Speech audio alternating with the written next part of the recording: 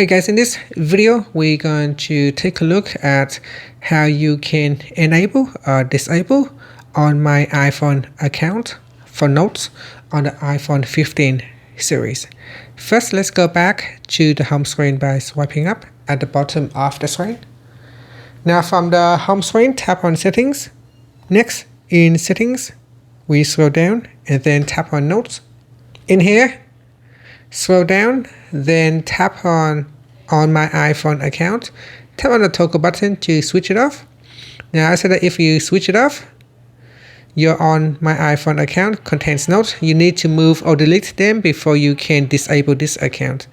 So you can go to notes and move them, or you can delete notes. And that's it. Now you can switch it on if you want to use it again.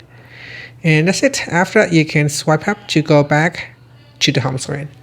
Thank you for watching this video. Please like and subscribe to my channel for more videos.